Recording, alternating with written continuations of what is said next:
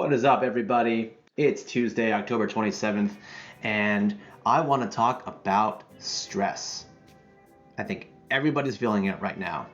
We're a week away from the presidential election in the US. Everyone's working from home and going on overdrive. By the way, I should say we're working from home if we're lucky to do that. Childcare is a disaster right now. People can't see each other when they want to. We have to be careful outside with masks, and it's just a lot for our bodies and our nervous systems to take in right now. And one of the things that I've been seeing a lot is this idea of stress as motivator. So I was just having a conversation with a client, and during the conversation, there was a core belief that came up, which was, if I'm not feeling stressed out, then I'm not going to do my best work. Or put another way, if I'm not feeling stressed out, nothing is going to get done. And it's really, really tempting to think that either I'm going to be really, really stressed out or not stressed out at all, and frame it as a binary choice. But I think it's a lot more useful to think about stress as existing on a spectrum. And if you've seen the chart out there that shows you the optimal amount of stress for our productivity, this is kind of what I'm talking about. We want to get to a place where there's just enough stress to get us off our ass and to really to spur into action. We want our nervous system and our awareness to be sufficiently aroused, but we don't want it so much so that we're losing our focus when we're feeling too under threat, when the survival mechanisms and the fight or flight response are really kicking into overdrive. That's when we're going to be knocked off our game. That's when we're going to feel really, really reactive as opposed to proactive. So, a few quick things to think about when it comes to stress. First is, how do you know when you're experiencing it? This is a step around gaining awareness around our markers. For me personally, I feel stress in my upper chest. I feel a tightness there, a little bit of a heaviness in my belly. I notice that my breathing probably gets a little bit shallow, or it just stops entirely, and then I have to remember to breathe. I also have a sensation of my focus kind of narrowing and going more inward. I start to lose my ability to track what's going on around me because I'm starting to maybe collapse a little bit, in my inner world. And I think for other people, the response is different, physically and mentally. Sometimes they're going to feel hot in their bodies. Sometimes they're going to feel tingling in their appendages.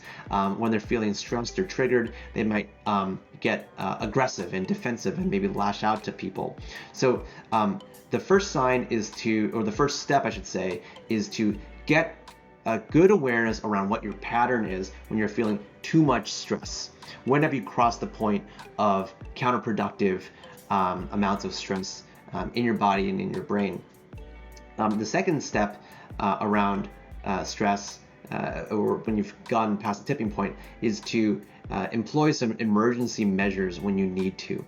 One of the things that I think is really, really useful when you need to regulate that response down and bring the nervous system down a little bit is to employ box breathing. And there's other terms for this. It's also called 4x4 breathing. But the idea is to take a deep breath for 4 seconds, pause for 4 seconds, exhale slowly for 4 seconds, and then pause for another 4 seconds, and then do that 4 times. And guarantee you that will bring your stress level down at least 1 or 2 notches and bring you back to a little bit more calm, a little bit more presence. And the other thing that I wanted to talk a little bit about is examining our relationship with stress. This is something that I was telling my client, towards the end of our conversation, which was, if you can, start to notice how stress shows up for you on a daily basis, and then ask yourself, is this the only way I can be operating? Is there another way that I can work or play or to exist without so much stress? Because it's important for us to remember it's a choice. It's a choice that we make. And that choice generally stems from a belief that we have about stress. Perhaps we learned early on that we need to put an enormous amount of stress on ourselves in order to do well. This is kind of partially why we pull all-nighters in school, because there's a part of us that says, well, I perform best under pressure, so I'm just going to procrastinate up until that point. Whereas there might have been a different way for us to operate.